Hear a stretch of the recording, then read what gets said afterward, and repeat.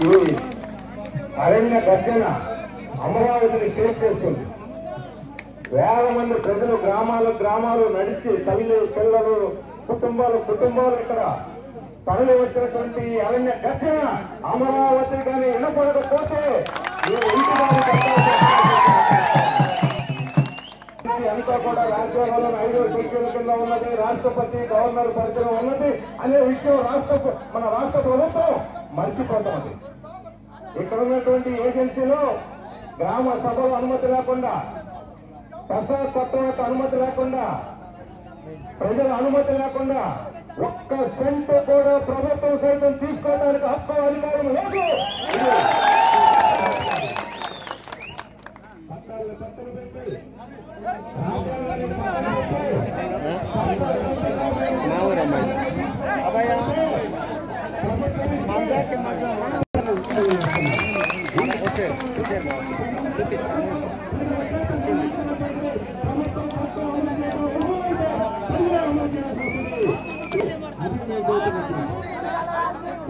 ఇక్కడ ఉన్నటువంటి హరిత వనాలన్నీ కూడా నాశనం చేసి గ్రీన్ ఎనర్జీ తయారు చేస్తారు.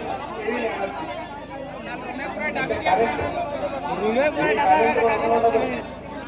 ఎర్ర కరెంటు, కొత్త కరెంటు, తెల్ల కరెంటు, ఇన్ని రకాల కరెంటు లేదు. చెట్లు, చేమలు, అడవులు మొత్తం ప్రకృతిని నాశనం చేసి ఇప్పటికే మనకి పర్యావరణం పూర్తి విధ్వంసం అయిపోయింది. ఎప్పుడు వర్షాలు వస్తుంది, ఎప్పుడు తుఫానులు వస్తాయి, ఉన్నటువంటి ఈ ప్రకృతిని కూడా నాశనం చేసి భూగోళాన్ని దెబ్బతీయడానికి వాళ్ళ లాభాపేక్ష కోసం, వాళ్ళ స్వలాభం కోసం భూగోళాన్ని సైతం భూమాతలు సైతం హింసిస్తున్నది ఈ ప్రభుత్వాలు, ఈ కార్పొరేట్ శక్తుల్లో చెప్పిన విషయాన్ని మర్చిపోవద్దు. ఈ అధికారులు ఆలోచించారు. గ్రీన్ ఎనర్జీ కార్పొరేషన్ స్పష్టంగా చెప్పింది, ప్రజల నివాసాలు లేని చోట, పంటలు పండని చోట మాత్రమే ఈ గ్రీన్ ఎనర్జీ పెట్టుకోవాలని అంతర్జాతీయంగా అన్ని దేశాలు అనుమతించేటువంటి సూత్రం అవునా కాదా చెప్పాలని కోరుతాను.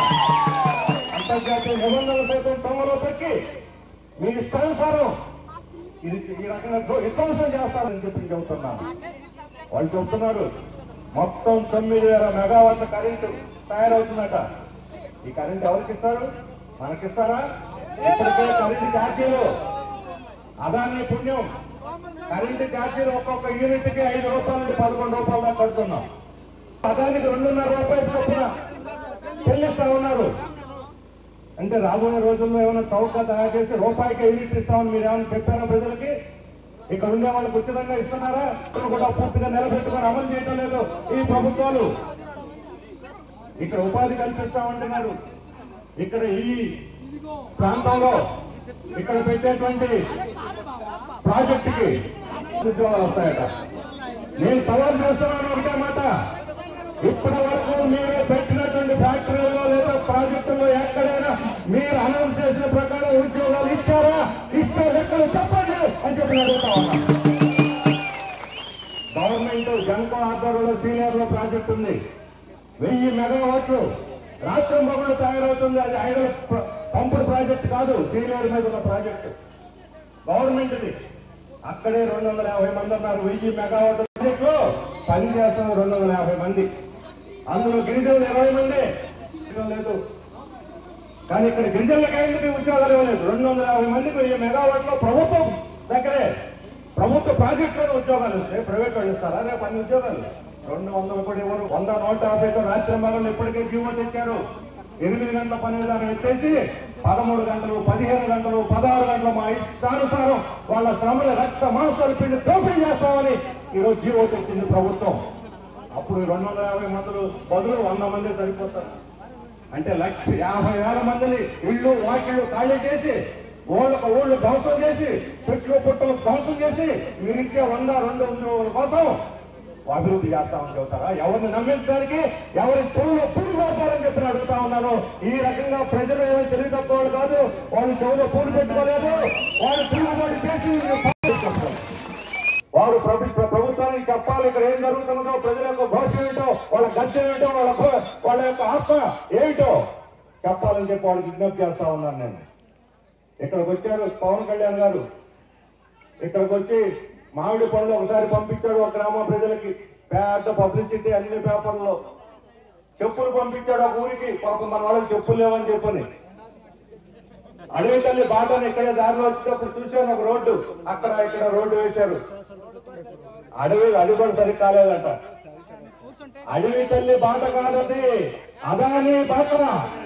అదాని బాట కోసం అడవి తల్లి బాటని తప్పుడు పేరు పెట్టి మనల్ని మోసగించడానికి ఇక్కడికి పూలు, చెట్లు, పండ్లు, చెప్పులు తెచ్చి చేతులు పెట్టి 50,000 ఎకరాలను అదానికో, నవయవ కంపెనీకో, షిరిడి సాయి కంపెనీకో దారదత్తం చేయటానికే మన చేతిలో పూలు పెట్టింది ప్రభుత్వం. మనకిక్కడ ఆఫ్రికా ఖండంలో బ్రిటిష్ వాళ్ళు ఉన్నారు, మనల్ని కూడా పరిపాలించారు 200 సంవత్సరాలు. మనకన్నా ముందు ఆఫ్రికా ఖండానికి వెళ్ళారు వాళ్ళు. ఇట్లాగే మన గిరిజన ప్రాంతాలు అవన్నీ కూడా అడవి ప్రాంతం. వాళ్ళు షిప్పుల్లో వెళ్ళి బ్రిటిష్ వాళ్ళు తెల్లగా ఉంటారు, ధరలు మెరిసిపోతుంటారు. వాళ్ళ నెత్తి మీద టోపీ ఉంది, ఆ టోపీకి ఒక ఈక ఉంటుంది, చూడటానికి చాలా అందంగా ఉంటుంది. చేస్తుంటే మన వాళ్ళు నృత్యాలు చేస్తుంటే మొత్తం దోపిడీ చేసుకొని వెళ్ళిపోయారు. ప్రజలకు వాటి విలువ తెలియదు, బంగారం విలువ తెలియదు, వజ్రాల విలువ తెలియదు. ఇవన్నీ మెళ్ళ వేస్తున్న రాళ్ళలాగానే ఊరేగుతుంటారు ప్రజలు. ప్రతి ఒక్కళ్ళు మహిళలు మెళ్ళ ఉంటాయి అవి. వాటన్నిటిని దోచుకుపోయి మొత్తం యూరోపు, బ్రిటన్ అంతా కూడా ఖండ బలం పెంచుకొని మనలాంటి దేశాలను ఆత్మపోయి చేశారు. ఆ తర్వాత దురాక్రమణ చేశారు, ఆ బలంతోనే దురాక్రమణ చేశారు. ఇప్పుడు అలాగే వస్తున్నారు ఈ అదానీలు, ఈ నవయుగ కంపెనీలు, ఈ షిరిడి సాయి కంపెనీలు. వీళ్ళంతా కూడా లక్షల కోట్ల రూపాయలు బ్యాంకుల దగ్గర తీసుకొని బ్యాంకులు టోకరా పెట్టి, టోపీలు పెట్టి ఎగ్గొట్టి మనల్ని ఇక్కడ ముంచడానికి వస్తా ఉన్నారు. అలాంటి వాళ్ళు దేశాన్ని అభివృద్ధి చేస్తారా? అలాంటి వాళ్ళు కరెంట్ తయారు చేసి ప్రజలకు ఇస్తారా? వాళ్ళ అభివృద్ధి చేసేది ఇది జరగనటువంటి పని ఎక్కడ జరగలేదు. ఆ రకంగా వాళ్ళు ఇక్కడ లాభాలు పిండుకోవటానికి, మన రక్త మాంసాలు పిండుకోవటానికి మాత్రమే ఇక్కడికి వస్తున్నారు. బ్రిటిష్ వాళ్ళు సైతం ఇక్కడ గిరిజనులు లేకుండా చేయలేకపోయారు. మీ వల్ల కాదు, ఈ ప్రభుత్వం తరం కాదు, ఇక్కడ ప్రజలు. అందుకని మీరు ఢిల్లీ నుంచి హుకుములు వస్తాయి, మోడీని కలుస్తా ఉంటారు. ఎవరికి ఒకసారి పోయి చంద్రబాబు నాయుడు గారు, లోకేష్ బాబు గారు, ఆయన ఒక ప్రాజెక్టుకి పంపిస్తాడు. వీళ్ళు చాలా గొప్పడం బుధం తట్టగానే అక్కడి నుంచి ఉబ్బి తప్పిపోయి ఇంత లాభం వచ్చేస్తారు. రావడంతో జీవో ఇచ్చేస్తారు. అమరావతిలో కేబినెట్ సమావేశం జరిగిందంటే ఏదో ఒక రైతుకు ఒక ప్రాంతంలో మరణ శాసనం రాసినట్టే ఒక కేబినెట్ సమావేశం, ప్రతి కేబినెట్ సమావేశం ప్రజలకు ఒక మరణ శాసనం రాస్తుంటది. పలానా చోట ఎంత భూమి తీసుకుంటాం, పలానా చోట ఎంత భూమి పలానా కంపెనీకి ఇస్తాము, పలానా చోట ప్రాజెక్టు పెట్టబోతున్నాం. మొన్ననే అసెంబ్లీలో ప్రకటించాడు మంత్రి, ఈ ఏడాదిలో 6,600 ఎకరాలు తీసుకున్నాం, ఎక్కడా పరిశ్రమలు పెట్టలేదు, ఎక్కడా ఉద్యోగాలు ఇవ్వలేదని కొండ బద్దలు కొట్టాడు. అసెంబ్లీలో చెప్పాడు. ఇది వాళ్ళ అభివృద్ధి.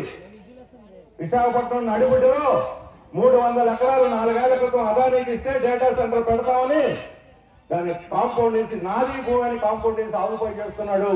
ఇంతవరకు కనీసం పునాది తవ్వలేదు. రిలయన్స్ ఫ్యాక్టరీ కృష్ణాపట్నం, నెల్లూరు జిల్లా కృష్ణాపట్నంలో 20 ఏళ్ల క్రితం 2,500 ఎకరాలు ఇచ్చారు ఇలాగే కరెంటు తయారు చేయడానికి. దాని మొత్తం ఆయన ఆధీనంలో ఉంది. అక్కడ పంట పొలాలను చెడగొట్టేశారు. ఈ 20 ఏళ్లలో అక్కడ కానీ పంట పండించి ఉంటే 500 కోట్ల రూపాయల వ్యవసాయ సంపద తయారై ఉండేది. 2 పంటలు పండే ప్రాంతం అది, డెల్టాలో ఉన్నది. ఈ రోజు కూడా అక్కడ విద్యుత్ ప్రాజెక్టు పెట్టలేదు. రిలయన్స్, అదాని, రిలయన్స్ చిన్నవాళ్ళు కాదు, లక్షల కోట్లు మూలుగుతున్నాయి కదా డబ్బు. అయినా ఎందుకు పెట్టడం లేదు? నాకు గిట్టుబాటు కాదని పక్కన పడేస్తారు. వాళ్ళు వస్తున్నది కరెంట్ చేయడానికి, అభివృద్ధి చేయడానికి కాదు. ఈ పచ్చన నేలలో వ్యాపారాలు చేయడానికి, ఇక్కడ ఉన్నటువంటి ప్రకృతి సంపదను పట్టుకోవడానికి వస్తున్నారు. అందుకే హైవేలు కూడా వేస్తా ఉన్నారు. మనకి ఇక్కడ రోడ్లు వేయమంటే వేయటల్లా. ఈ ప్రాంతంలోనే 70 రోడ్లు పెండింగ్ లో ఉన్నాయి, 30 ఈ బ్రిడ్జీలు పెండింగ్ లో ఉన్నాయి. 50 లక్షలు, 1 కోటి, 2 కోట్లు, మహా అయితే 5 కోట్లతో తయారైనటువంటి రోడ్లు, బ్రిడ్జీలు, వాటికి శాంక్షన్ లేదు, వాటిని అభివృద్ధి చేయటం లేదు. మనం తిరిగి పోవాలి కొండల చుట్టూ, మైళ్ళు నచ్చిపోవాలి. కానీ